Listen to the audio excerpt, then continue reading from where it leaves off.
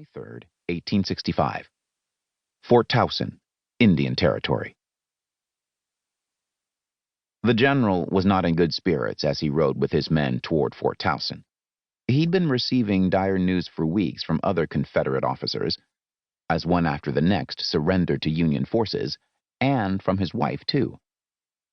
For many months her tone had been bitter and weary as the tide in the war turned, and chaos and lawlessness burned through Indian Territory. To escape the bedlam, she and the rest of the family fled south of the Red River to Texas.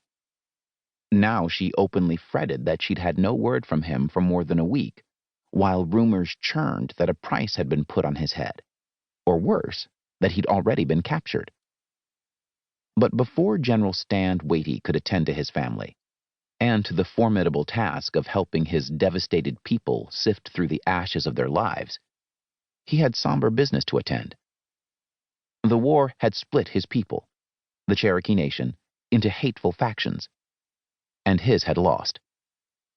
General Watie knew now that he would never return to life on his plantation as he'd known it. His slaves would be freed. Soon he would collect his family and return home to rebuild with the daunting knowledge that the federal government of the United States would likely not look kindly on those who had joined the Southern Rebellion in defense of slavery.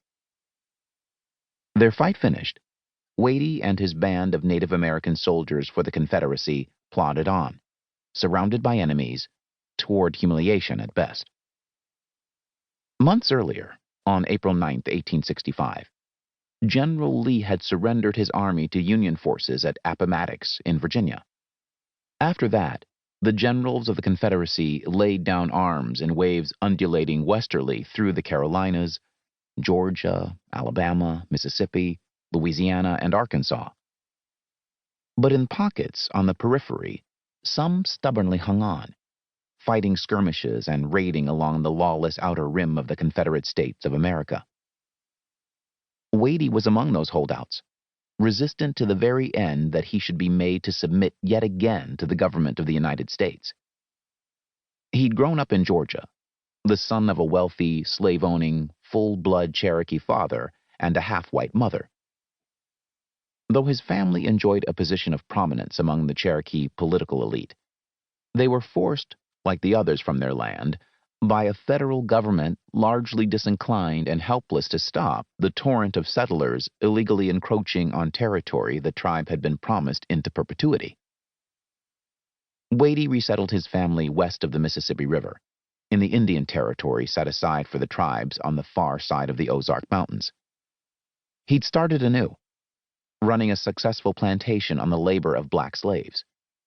He prospered there, until it began to look as though the government in Washington intended to end slavery throughout the country, and the states of the South declared their independence.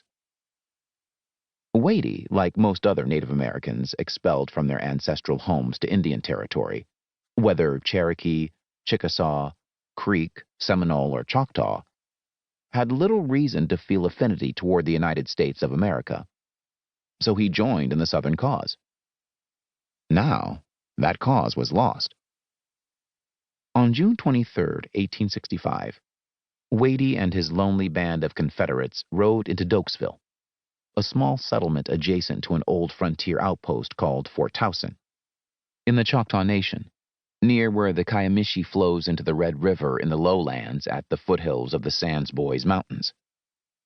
There, Stand Watie signed a formal ceasefire, becoming the last Confederate general to lay down arms at the close of the American Civil War. 1. December 31st, 1939. Fort Towson, Choctaw County, Oklahoma. It was cold that Sunday night in Fort Towson, the town of around 500 that had grown up near the ruin of the old Army fort, along the railroad built in 1870 just south of the abandoned Dokesville settlement.